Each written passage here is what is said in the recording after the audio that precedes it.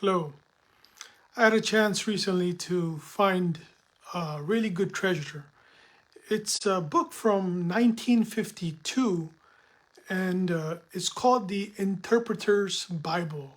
Now there is 12 volumes. So the one that I have is volume 1 and I was blessed to receive this volume from my grandpa who used to live in India. And when I was visiting him many years ago, right before he died, like a month before he died, I had a chance to visit him and I was able to obtain this book from him. And it's like a very massive book, like very big. So I could only bring one with me in my suitcase because it was an international travel, so we're international waters. But anyways, this book it basically covers book of Genesis and I think some of Exodus. But the first thing I did was I wanted to see what it says about Genesis chapter 6, one of the most interesting passages for me in the Bible. But as I went through the book, lo and behold, uh, they talk about the giants, and the word they used is Nephilim. And my grandpa had highlighted the word Nephilim, so it was amazing to know that he was studying about Nephilim a long time ago because this book is from 1952, copyright, and it was obtained by my grandpa in Israel. He bought it from Israel. Even the wordings on the book is not the wordings, but the title of the book in the front cover is in the Hebrew alphabets. So my grandpa, he must have visited Israel. I remember, like he was telling us about it when he was alive back in the 50s.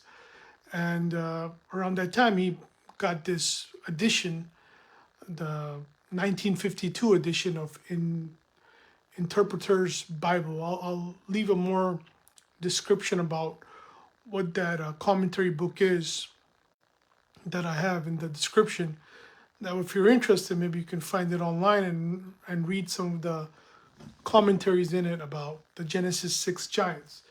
But when I went through it, it was amazing to know that even back then, 70 years ago, 70, they were talking about these type of things in the book, and you could study about Nephilims and ancient race of giants.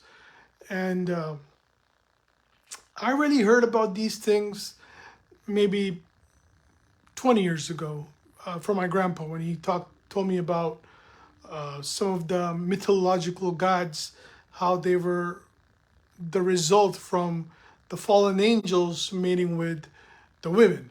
Because in this book, it talks about that. It talks about how when the angels fell, they mated with the women, and that was a blasphemy for God. Because what it did was when they mated with the women, it reduced the lifespan of mankind, according to what the book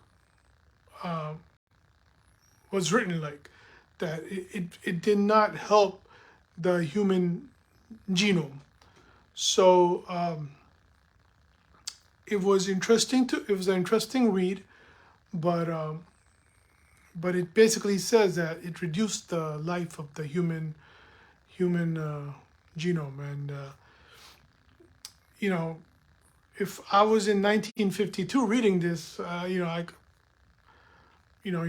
then you don't know if this is something like, you don't know what to think, because back then, maybe the church culture was different. I don't think they were talking about giants, or maybe they were if you know somebody who lived back then, or perhaps if you lived back then. But 70 years ago, I don't know if they were talking about these type of things, but in this commentary book from 1952, they were talking about it.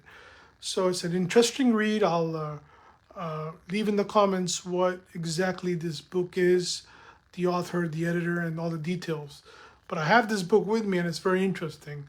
With that being said, after reading a couple of passages in this book, it reminds me that, again, Hollywood, they never really covered the topic of Nephilim, the fallen angels, to the depth that this book mentions it. Because the way it mentions it, it's a blasphemy to God when angels are mating with human women, and it's such a blasphemy that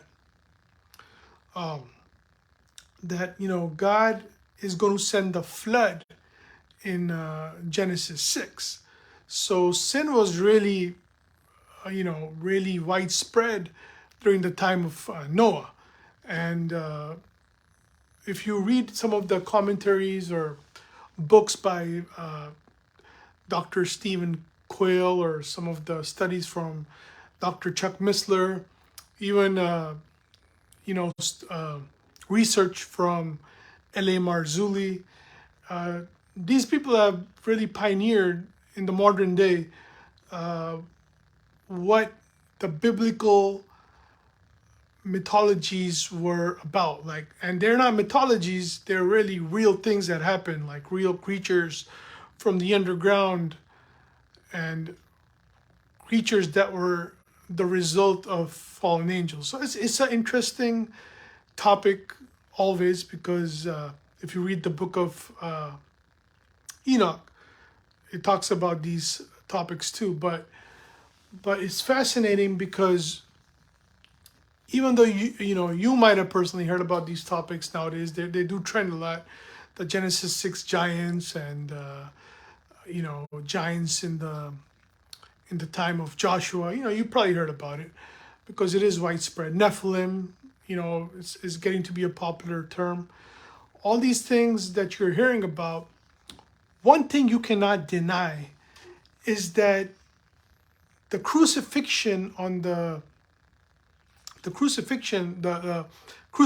Jesus giving his life on the cross, brings a whole new meaning, because now we can realize by looking at these ancient cultures of giants, of blood sacrifice, of human sacrifices to Moloch, and the worship of Baal, you realize that Jesus' sacrifice was truly special. It really was going to cleanse the earth. His blood is the only thing that can cleanse the earth.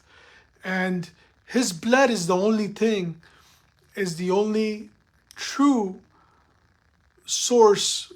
His blood is the only true source. The blood of Jesus is the only true source that can truly cleanse your soul, spirit, mind, body.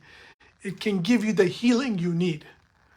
So I want to encourage you today that when you read about Genesis 6 giants, when you read about these fascinating antediluvian age stories, real stories, realize that the devil was really, really attacking the human genome. He was really attacking the mankind, God's creation. And he was even trying to pollute the blood that God had created. And Jesus being born the way he was born, through a virgin, through King David's lineage, through all the kings of Israel, it's fascinating that the devil was trying to attack the bloodline of Jesus.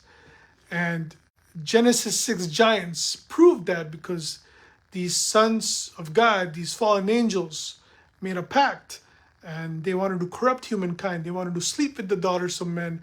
They wanted to marry the daughters of men, which was, I guess, a common mythology back in the day, that deities would come and marry daughters of men. But it's more romanticized in the Greek culture, but yet in the biblical culture, especially if you study the book of Enoch, this thing is condemned.